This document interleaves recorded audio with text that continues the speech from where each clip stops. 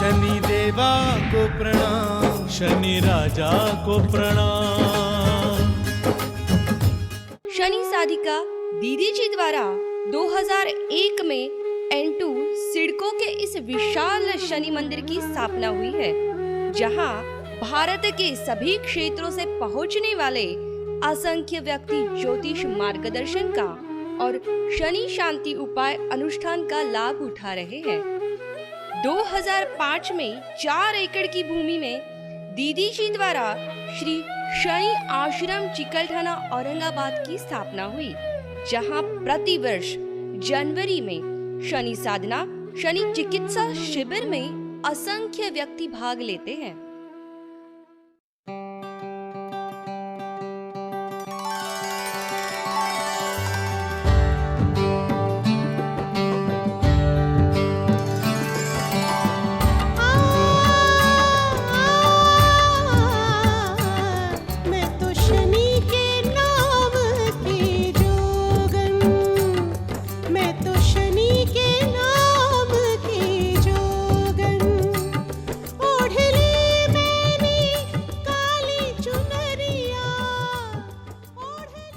आपकी श्री शनिदेव जी की कठोर साधना से 26 किताबें, 26 सीडीज उपलब्ध है।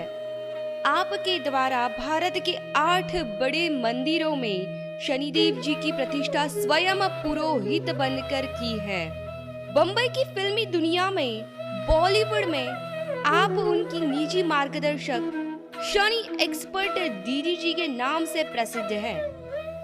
जन्म पत्रिका निर्माण में आपकी बराबरी कोई नहीं कर सकता। भारत के सैकड़ों कार्यक्रमों की सफलता के अलावा विदेशों में Nepal, Dubai, Malaysia, Singapore, Bangkok, USA आदि में अनेक आयोजन करने वाली आप भारत की पहली आध्यात्मिक महिला है।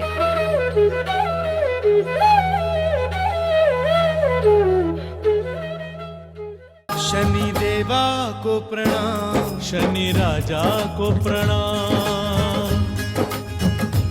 शनि देवा को प्रणाम, शनि राजा को प्रणाम। शनि देवा को प्रणाम, शनि राजा को प्रणाम। बहाना तो शनि पुराण का है। असल में मुझे तो मेरे अपने उन तत्वों को, उन वेदों की बातों को लोगों तक पहुंचाना था जिससे हम दूर भाग रहे थे और जिसे हम समझ नहीं पा रहे थे और अनकम्प्लीट लाइफ जी रहे थे। तो आपको मैंने एक प्रसंग वह बताया। अब भगवान विष्णु का एक छोटा सा प्रसंग मैं आपको बताती हूँ। भगवान विष्णु पर जब शनि का समय आया तो हुआ यह, ये गाथाएं कहती हैं, किसने कहानी बनाई वो मुझे नहीं मालूम, पर कहा है वो मैं आपको बता रही हूँ। भगवान विष्णु पर जब शनि का समय आया तो हुआ ये कि जो देवता थे उनके साथ में एक गोष्ठी चल रही थी। उन्होंने भृगु देवता से कहा कि आप हमारा एक काम करें, आप जाएं, पहले शिव जी की परीक्षा लें, फिर आप जाएं। तो कहा विष्णु जी की भी आप परीक्षा लें, हमें ये प्रमाणित करके दें, ब्रह्मा जी के पास भी जाएं, उनके धैर्य की परीक्षा लें, हमें ये प्रमाणित करके बताएं कि आखिर हमारा इष्ट कौन है, हम ब्रह्मा को ज़्यादा माने कि विष्णु को ज़्यादा माने या फिर शिव को ज़्यादा माने। तो भृगु से कहा गया कि आप जाइए और तीनों जगह जाके मिलिए और तीनों जगह जाके जो अनुभव होता है वो हमें बताइए, फिर हम उसी के आराध्य बनेंगे, वही हमारे आराध्य देवता बनेंगे। अब ये गए शिव जी के पास में, तो शिव जी के पास जाकर उन्होंने विष्णु की निंदा की तो शिव जी बड़े नाराज हो गए। उन्होंने ब्रह्मा जी के पास जाकर शिव जी की निंदा की तो ब्रह्मा जी बड़े नाराज हो गए। अब उसके बाद में विष्णु के पास वो गए। अब विष्णु के पास जब गए तो विष्णु जी सोए हुए थे, ध्यान में थे, और माता लक्ष्मी उनके पैर दबा रही थी। तो माता लक्ष्मी जी से भृगु ने कहा कि आप प्रभु से कहें कि मैं उनसे मिलने आया हूँ, बहुत दिन हो गए मैंने प्रभु के दर्शन नहीं किए, मुझे कुछ आवश्यक काम भी है, मुझे ऋषियों ने भेजा है, आप उनसे कहिए कि मुझे उनसे मिलना है। उस समय वो ध्यान में थे, सोए हुए थे। माता लक्ष्मी ने कहा कि नहीं, ये मुमकिन नहीं है, ऋषिवर आप विश्राम कीजिए, प्रभु जागेंगे, ध्यान से आगे बढ़ेंगे तो मैं आपको पक्का बताऊंगी। ऋषिवर बैठ गए। 1-2 घंटा बीता, प्रभु ने बुलावा नहीं भेजा। फिर गए, माता से कहा आपने मुझे बुलाया नहीं, मैं इतने लंबे समय से इंतजार कर रहा हूँ। अरे प्रभु से कहिए मैं मिलने आया हूँ। और सब जानते हैं कि भृगु जो देवता है उनके इष्ट देव हैं विष्णु जी। फिर विष्णु जी उठे नहीं, उनके स्वागत में आंखें खोली नहीं। लक्ष्मी जी ने भी ध्यान नहीं दिया। उन्होंने कहा प्रभु समाधि तोड़ेंगे तो मैं इनकी चर्चा करा दूंगी। फिर कहा कि आप विश्राम कीजिए। फिर दोबारा वापस आए, बोले आप मुझे बुलाती नहीं, प्रभु को जगाती नहीं, मेरा समय इतना ऐसे ही चला गया। अब तो भृगु ऋषि को बहुत गुस्सा आया। आपको याद रखना है, हमेशा क्रोध पर, अहंकार पर ही शनि पीड़ा आती है। हमें सबसे ज्यादा काम अपने ईगो पर, अपने अहंकार पर, अपने क्रोध पर काम करना है, अकड़ना नहीं है। अकड़ने का काम तो मुर्दे करते हैं, हम जीवित इंसान हैं, हमें अकड़ना नहीं है। जब जब हमारे ऊपर क्रोध आता है, समझ जाना कि हमारे ऊपर शनि पीड़ा सवार हो रही है। क्रोध आया, उन्होंने कहा कि नहीं, प्रभु सोए नहीं है, सोने का नाटक कर रहे हैं। गुस्से में उन्होंने अपने पैर से प्रहार प्रभु के पैर पर किया। जैसे ही उनके पैर का प्रहार लगा, प्रभु की समाधि टूटी। भगवान विष्णु उठ के बैठ गए और पैर पकड़ने वाले थे भृगु का। अरे अरे ऋषिवर, ऋषिवर आपको चोट तो नहीं लगी? अरे मैं ध्यान में था, मैंने ध्यान ही नहीं दिया। जैसे ही प्रभु उठकर बैठे और उन्होंने कहा कि ऋषिवर आपको चोट तो नहीं लगी, इनका गुस्सा शांत हो गया और प्रायश्चित चालू हो गया। प्रभु तो वाकई में साधना में थे और मैं तो गलत फहमी का शिकार हो गया। मुझे लगा कि देखो मेरे साथ में माता लक्ष्मी जी इंतजार कराकर भी मुलाकात नहीं करा रही हैं, ये ठीक नहीं कर रही हैं। मुझे बेकार ही क्रोध आया और मैंने तो अपमानित कर दिया क्रोध में आकर अपने गुरुवर को। ये तो बहुत बड़ा दोष लगा, इसका प्रायश्चित तो हो ना सकेगा। अब उनको गलती का एहसास हो रहा है जब उन्होंने इतनी बड़ी गलती कर डाली तब। और हमेशा याद रखिए, हमारे वेदों का कथन है कि जो हम गलती करते हैं, जो कर्म का बीज बोते हैं, उसका प्रायश्चित विधान नहीं बना। आप चुन लीजिए मैं उपास कर लूँ, आप चुन लीजिए कि मैं दान पुण्य धर्म कर लूँ, आप अपने मन से क्षमा याचना 100 बार मांग लीजिए, पर जो बीज मिट्टी में दबा दिया है आपने, वो अंकुर तो होगा ही होगा, उसे आप हटा नहीं पाएंगे। यदि प्रायश्चित विधान बना होता तो वह परमात्मा अपने किए गए कर्मों का हमें सही समय पर फल दे ही नहीं सकता था, क्योंकि सबको ही क्षमा मिल जाती थी। हर आदमी गलती कर लेता था और माफी मांगकर हकदार बन जाता था। इसीलिए हर बात नाप तौल के बोलिए, हर काम सोच समझ के कीजिए। आपको हर पल ये याद रखना होगा कि आज मेरा बोला गया, मेरा किया गया, मेरा बोया गया बीज, ये मेरा कर्म योग सिद्धांत बना रहा है, और आज नहीं तो कल ये अंकुर देगा और इससे ही बट वृक्ष लगेगा और यही मेरी जड़ों को कमजोर करेगा। फिर कोई आपको सुधरने के लिए बोले या ना बोले, ये तो आपको आपका निर्माण करना होगा। भृगु जी बहुत पछताए, कौन सा प्रायश्चित ऐसा है जो कर डालूं। अब भगवान विष्णु से क्षमा मांगते भी नहीं बन रहा है। तो ये कहा कि विष्णु जी के ऊपर में जब समय शनि का आया तो उनके प्रिय लगने वाले भृगु ऋषि ने भी भगवान विष्णु का अपमान किया। माता लक्ष्मी को बहुत क्रोध आया। एक पतिव्रता नारी के सामने उसके पति का इतना घोर अपमान, ऋषिवर मैं तुम्हें माफ नहीं करूंगी, मैं तुम्हें श्राप देती हूं, मैं लक्ष्मी तुम्हें श्राप देती हूं कि तुमने आज मेरे पति का जो अपमान किया है, एक ब्राह्मण ने मेरे पति का अपमान किया, मैं ब्राह्मण कुल में कभी नहीं जाऊंगी। अब तो और पश्चाताप। ऋषिवर सोचते हैं लक्ष्मी मुझसे कह रही है कि मैं तुम्हें श्राप देती हूँ, माता लक्ष्मी ने मुझे श्राप दिया, मुझे माध्यम बना के पूरे ब्राह्मण समाज का अहित हो गया। करनी मैंने की, गलती मैंने की और पूरे ब्राह्मण समाज दंड भोगे, अब तो और घोर अपराध हो गया। आप अंदर से हिल गए। लक्ष्मी से बोले, मातेश्वरी कोई प्रायश्चित विधान बताए। प्रायश्चित तो कुछ बना ही नहीं था। ऋषिवर ने 2 मिनट का ध्यान लगाया, अंदर से ज्ञान पाया, कमंडल उठाया, लक्ष्मी के आगे जल का कमंडल लेके कहा, माता लक्ष्मी आपने मुझे श्राप दिया है, आपने मुझे श्राप दिया है कि मैं ब्राह्मण कुल में नहीं जाऊंगी, तो मैं भृगु आज भगवान विष्णु के सामने माता लक्ष्मी आपकी साक्षी में ये संकल्प करता हूं, मैं आज ये संकल्प करता हूं हाथ में जल का कमंडल लेकर कि मैं एक ऐसे ग्रंथ की रचना करूंगा, मैं ऐसा शास्त्र लिखूंगा, मैं ऐसा ज्ञान तैयार करूंगा कि जिस ग्रंथ को पढ़ने वाले, जानने वाले, मानने वाले, जिस ज्ञान पर चलने वाले व्यक्ति के यहाँ पर माता लक्ष्मी आप खुद चलकर आएंगी। ये मेरा चैलेंज है। चैलेंज दिया ऋषिवर ने, बोले यही मेरा प्रायश्चित होगा कि मैं आपको मजबूर कर दूंगा उस ज्ञानी व्यक्ति के यहाँ जाने के लिए जो मेरे इस ज्ञान का फॉलोवर होगा। उस दिन से भृगु देवता ने ज्योतिष के एक बृहत ग्रंथ भृगु संहिता को लिखना प्रारंभ कर दिया। ऐसे रचना हुई वेदों में ज्योतिष की।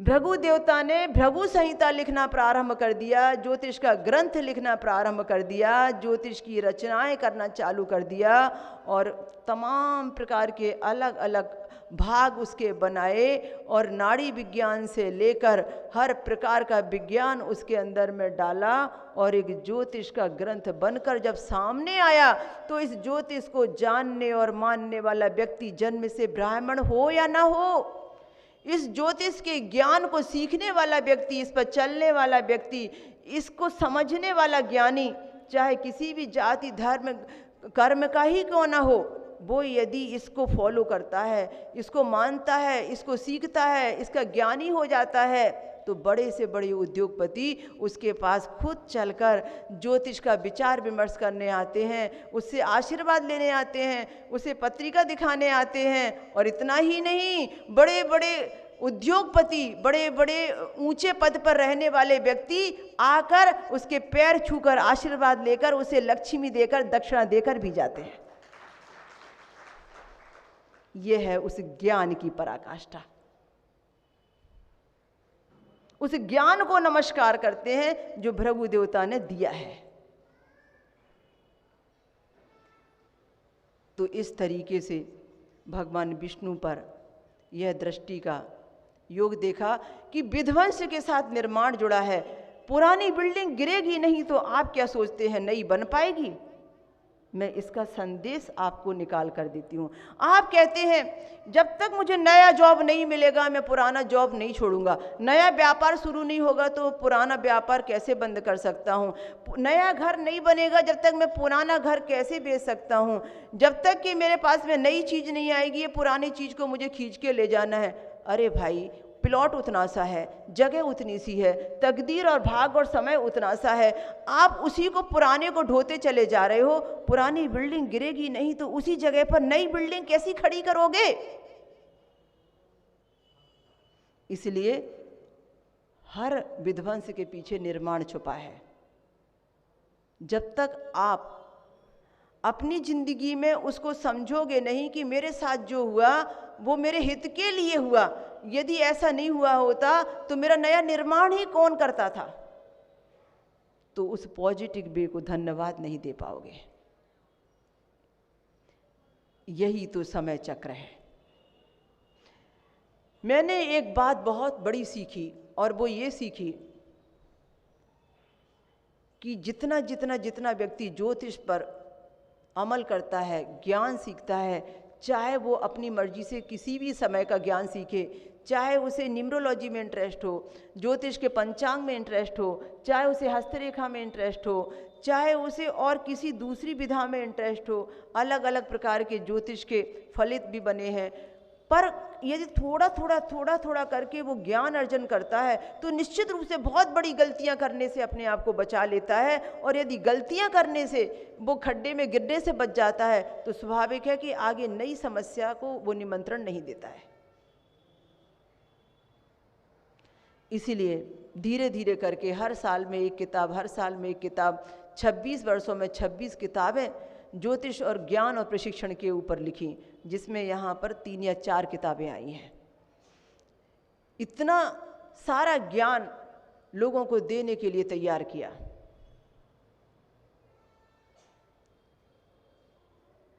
तो मैं आपको आगे प्रसंग बताती हूँ राजा बलि का। सबने 52 अवतार की और बलि की कहानी सुनी है। सब जानते हैं कि बलि की परीक्षा लेने के लिए 52 अवतार भगवान ने लिया। पर मैं एक रहस्य की बात आपको बताती हूँ। राजा बलि को बहुत अहंकार आ चुका था। राजा बलि को ये अहंकार आ चुका था कि मैं लक्ष्मी भक्त हूँ और लक्ष्मी मेरे साथ में है तो कोई मेरा कुछ भी नहीं बिगाड़ सकता। मैं महादानी हूँ, जो आता है मुझसे दान लेके जाता है और महादानी होने के नाम से मेरा वर्चस्व बहुत है। मैंने देवताओं पर तक विजय प्राप्त की है। मैंने देवताओं को भी इंद्रप्रस्थ छोड़ने पर मजबूर कर दिया। मैंने देवताओं को तक स्वर्ग लोक से वंचित कर दिया। ऐसा कथा प्रसंगों में कहा गया है कि राजा बलि को इतना ज़्यादा अहंकार आ चुका था कि वो किसी को क्षमा करने को तैयार नहीं और वो किसी की सुनने को भी तैयार नहीं।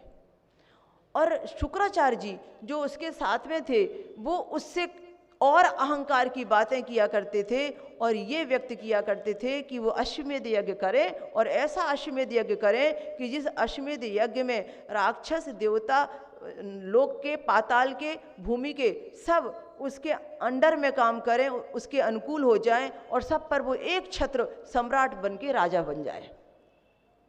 ये अहंकार उसे दिला रहे थे शुक्राचार्य जी। देवताओं की प्रार्थना पर यह तय हुआ कि भगवान विष्णु 52 अवतार लेंगे और 52 अवतार लेने के बाद में राजा बलि को उसके अहंकार का अब दंड देंगे और उसके अहंकार को मिटाएंगे। राजा बलि के पास में भगवान विष्णु 52 अवतार लेकर पहुंचे और जब 52 अवतार लेकर पहुंचे तो बलि ने कहा कि 52 देवता आप बोलिए, आप तो बहुत छोटे से हैं, आप क्या मांगना चाहते हैं। उन्होंने कहा कि मुझे तो 2.5 पग की भूमि दे दो। इतने से कद के 4 फीट के आप 2.5 कद में कितनी भूमि नापेंगे। बोले आप संकल्प ले लो। उन्होंने संकल्प लिया, हंसी मजाक में कहा कि आप मांग लो, कितना मांगते हैं, आपके पांव में बनेगी कितनी भूमि। उन्होंने एक पग उठाया तो पूरा एक लोग नाप लिया, दूसरा पग उठाया तो दूसरा लोग नाप लिया और तीसरा पग उठाने वाले थे तो उन्होंने कहा कहाँ पैर रखूं, पूरा तो मैंने विश्व ब्रह्मांड नाप लिया, कहाँ पैर रखूं बलि। अब राजा बलि घबराया कि दो पग उठाने से ही उन्होंने सारे त्रिलोक को नाप लिया। अब ये अहंकार बोल रहा था। अब बलि ने कहा कि मैं तो इतने लोगों का स्वामी था, मैं तो अश्वमेध यज्ञ रचाने चला था और मुझसे तो सारा सब ले लिया। कहा कि मेरा तो सब कुछ अब आपका हो गया, अब तो कुछ मेरे पास है नहीं है, तीसरा पग रखने को बोलूं कहाँ। अब हटा अहंकार। अब समझ में आया मैं और मेरा क्या होता है और मैं और मेरे का अहंकार कैसे कटता है। बलि ने माथा झुका दिया, चरणों में गिर गया, प्रभु मेरे सर के ऊपर तीसरा पग रख दीजिए, अब तो कोई जगह ही नहीं बची है, सब जगह तो आपकी हो गई है, ये सारी दुनिया तो आपकी हो गई है। तीसरा पग जैसे ही रखा बलि के ऊपर में, बलि पाताल में चला गया। यही तो प्रभु चाहते थे कि यहां से पाताल में निकल जाए। अहंकार को पाताल में भेज दिया और कहा कि आज से तुम पाताल लोक के वासी रहोगे। तुमने जो दान दिया है उससे मैं प्रसन्न हुआ हूं, अब मांगो तुम मुझसे क्या वरदान मांगते हो। तुमने तुम्हारा वचन निभाया, मैं मेरा वचन निभाऊंगा। पूछा बलि ने, प्रभु मेरे साथ आपने ऐसा क्यों किया। लक्ष्मी जी मुझ पर प्रसन्न थी, आप मेरे घर दरवाजे पर दर्शन देने आए थे, मुझे शुक्राचार्य ने ज्ञात कर दिया था कि आप ही भगवान विष्णु हैं जो 52 अवतार लेकर आए हैं। मैं तो धन्य हो गया था कि मेरे घर प्रभु पधारे हैं और आपने मुझसे ये सब क्यों किया। तब वो कहने लगे, अहंकार को मिटाने के लिए इससे दूसरा कोई मार्ग नहीं था। तुम्हें अपने अपार दानी होने का अहंकार आ चुका था और तुम हर किसी व्यक्ति को अपमानित करने लगे थे, हर किसी व्यक्ति को छोटा समझकर उस पर सम्राट बनकर जीने की भावना करने लगे थे। इसलिए अच्छी चीज़ों का भी अहंकार अच्छा नहीं। तो बलि से कहा कि अब तुम्हें तुम्हारे पूरे राक्षस कुल के साथ में, क्योंकि राक्षस कुल में ही जन्म लिया था बलि ने, तुम्हें अपने पूरे कुल समाज के साथ में यहाँ पर अब पाताल में रहना होगा और पाताल लोक के वासी रहोगे। पर मैं तुमसे बड़ा प्रसन्न हूँ, बोलो क्या मांगते हो। तो बलि ने कहा, प्रभु मैं तो ये चाहता हूँ कि आप मेरे दरवाजे पर आए हैं ना, तो मैं जल्दी आपको जाने ना दूंगा। आप मुझे पाताल लेकर आए हैं तो आप भी पाताल में ही रहो यहाँ पर, अब मैं नहीं जाने देता आपको बैकुंठ। एक शेर तो दूसरा सवा शेर। बलि ने कहा, आप बोलते हैं कि आप मुझसे कुछ वरदान मांगने की बात करते हैं, तो वरदान में मुझे यही दे दीजिए कि आप मेरे दरवाजे पर द्वारपाल बन के खड़े हो जाएं। अब ये मांग लिया बलि ने, अब तो उल्टे ही चक्कर में फंस गए प्रभु। वामन अवतार छोड़ दिया और पाताल में निवास करने लगे और रहने लगे बलि के यहाँ चाकरी में। अब बलि छोड़े तो जाएं, बोले मैं हर दिन सो के उठूं तो आपके दर्शन पाऊं, बस यही मेरा सपना है। सो के उठते ही मुझे आपके दर्शन चाहिए, और ये तभी होंगे जब आप मुझे पाताल में सामने नजर आएंगे। आप पाताल लेकर आए, मैं नहीं आया। अब बलि भी पाताल में और बलि को लाने वाले परमात्मा भी पाताल में, चलो अभी दोनों एक साथ रहेंगे। अब ऐसी स्थिति में लक्ष्मी जी तो परेशान हो गई। प्रभु गए तो वहीं के हो गए, आने का नाम ही नहीं ले रहे। अच्छा मेरा भक्त है, मुझे छोड़कर प्रभु को पकड़ लिया। अब माता लक्ष्मी ने रूप परिवर्तन किया और पहुंच गई पाताल में। बलि की तो आदत थी, सुबह स्नान करके निकले तो जो मांगे उसको सब कुछ दे दे। माता लक्ष्मी जी ने रूप परिवर्तित किया और बलि के यहाँ पाताल में पहुंची, और जब बलि ने उनको देखा और बलि ने कहा, मातेश्वरी आपकी कुछ मदद करूं, आप कुछ वरदान देंगी या वरदान में मुझे कुछ मांगना है, आप बताइए। आप मेरे दरवाजे पर आई हैं तो सबसे पहले मुझे आशीर्वाद दीजिए कि मैं आपके लिए योग्य सेवा दूं। बताइए मैं आपके लिए क्या कर सकता हूँ। माता लक्ष्मी ने कहा, मुझे कुछ चाहिए आपसे। बोले मांगिए। वचन दो के देना है तो आप पक्का देंगे। वचन दिया, आप जो मांगेंगी मैं दे दूंगा। तो कहा बलि, वो तुम्हारे यहाँ पर जो द्वारपाल है वो दे दो मुझे। तुमने जिनको द्वारपाल बना के रखा है, जिनको पाताल में ला के रखा है, वो विष्णु जी है और असली रूप में लक्ष्मी जी आ गई। देखो मैं तुम्हारी मातेश्वरी माँ लक्ष्मी हूँ, जिनकी रोज तुम आराधना करते हो। तुमने मुझे रूप परिवर्तित करके यहाँ आने को मजबूर कर दिया, इसलिए मैं तुमसे कहती हूँ, तुमने वचन दिया है कि तुम दे दोगे। उनने वचन दिया कि वो पाताल में रह जाएंगे, तुमने मुझे वचन दिया कि तुम मुंह मांगा वरदान मुझे दोगे। तो मैं मांगने आई हूँ और मैं मांग रही हूँ कि मेरे पति परमेश्वर को दे दो। मैं विष्णु जी को लेने आई हूँ, मैं विष्णु जी को लेकर ही जाऊंगी। बलि ने कहा, मेरा सौभाग्य, बहन मेरे दरवाजे पर आई है और बहनोई भी मेरे दरवाजे पर आया है। अब तो मैं चाहूंगा कि दोनों कुछ दिन रह के जाओ। बलि कहता है, अभी तो अकेले रह रहे थे प्रभु, अब आप भी रह कर जाओ। और आप जिस रूप में थी उस रूप में तो मैंने आपको बहन की दृष्टि से देखा था। तो बलि से कहा, तो आप चाहो तो मुझे अपनी बहन के रूप में स्वीकार करो, पर आप अपनी बहन की विदा जल्दी करो। तो बलि ने कहा, आप आई हैं तो ये सुनहरा अवसर हाथ से ना जाने दूंगा। देखो राखी पूर्णिमा आ रही है, आप मुझे हाथ की कलाई में एक धागा बांध के जाना। कहते हैं कि माता लक्ष्मी ने पहला धागा जिस दिन की पूर्णिमा को बांधा था, उस दिन की पूर्णिमा का नाम राखी पूर्णिमा बना। और वो धागा राजा बलि को पहली बार माता लक्ष्मी ने बांधा था और बलि ने उनसे बहन का और बहनोई का रिश्ता निभाया और उन्हें बड़े प्यार मनुहार के साथ विदाई दी। तो कहते हैं कि वो कवच बन गया था राजा बलि के लिए, और इसलिए उसे कोई नहीं हरा पाया। तो ये परंपरा है काले धागे के उपाय की। जब भी कोई संकट की स्थिति होती है, जब भी कोई तकलीफ आसपास होती है, जब भी कुछ दिमाग काम नहीं करता है, शरीर पीड़ा में दवा काम नहीं करती है, तब उस समय हम कहा करते हैं, एक काला धागा ले लेना, अमावस्या का दिन आए, पूर्णमासी का दिन आए, मंदिर में चले जाना, भगवान जी को स्पर्श करा लेना, वहाँ के पंडित जी से बोलना कि आपके राइट हाथ की कलाई में बांध दे, शनि मंत्र पढ़ ले, भगवान से कहना आपका रक्षा कवच मैंने बांधा हुआ है, अब मैं सुरक्षित हूँ। ये काले धागे की बड़ी परंपरा है।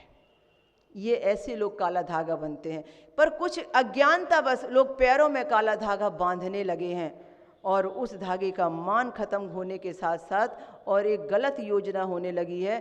जब काला धागा किसी के पैर में बंध जाता है तो वो काम नहीं करता और वो एक तरीके से अज्ञानता का अपराध होता है। बच्चों के कमर में काला धागा बांधने से उनको सुरक्षा कवच मिलता है।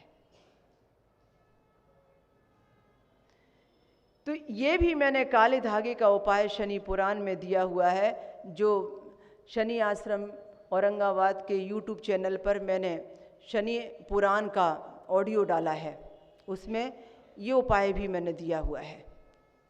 आप ज़रूर से ज़रूर देखिए आज शनि आश्रम औरंगाबाद महाराष्ट्र के YouTube पर जो शनि पुराण ऑडियो है।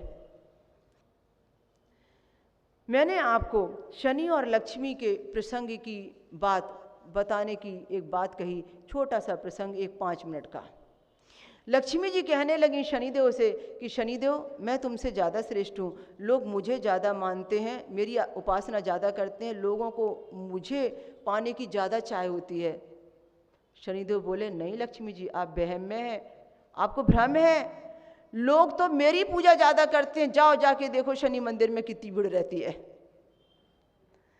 बोले आपके मंदिर में तो होली दिवाली भीड़ रहेगी, मेरे मंदिर में जाके देखो हर शनिवार को कितनी भीड़ रहती है। लक्ष्मी जी आपको पता नहीं है, लोग मुझे आपसे ज़्यादा जानते हैं, लोग मुझे आपसे ज़्यादा मानते हैं। लक्ष्मी जी बोली नहीं शनिदेव, मैं आपसे ज़्यादा प्रभावशाली हूँ, ज़्यादा अच्छी हूँ, लोगों को मेरी ज़्यादा ज़रूरत है, लोग मेरी ज़्यादा प्रशंसा करते हैं, अरे मैं लोगों को ज़्यादा अच्छी लगती हूँ। शनिदेव बोले नहीं नहीं मातेश्वरी, मैं लोगों को ज़्यादा पसंद हूँ, लोगों को तकदीर बनाने वाला लक्ष्मी चाहिए। लोग तो मुझे चाहे डर से माने, चाहे मजबूरी से, चाहे ज़रूरी समझकर, पर लोग तो मुझे छोड़ नहीं सकते। लोगों के लिए तो मैं ही सर्वोपरि हूँ, मैं ही सब देता हूँ उनको। अब दोनों की बहस बढ़ गई और बहस इतनी बढ़ गई कि ये निर्णय लिया गया चलो एक काम करते हैं, अब तो हम भगवान विष्णु के पास जाएंगे, उनसे पूछेंगे कि वही बताएं हम दोनों में श्रेष्ठ कौन है। भगवान विष्णु के पास जब ये दोनों पहुँचे तो विष्णु जी सोचने लगे लक्ष्मी को यदि अच्छा बोलूँ तो शनि नाराज हो जाएं और लग जाएं मुझे अभी अभी, और शनिदेव को अच्छा बोलूँ तो लक्ष्मी जी नाराज हो जाएं, फिर तो मनाना बड़ा मुश्किल काम है।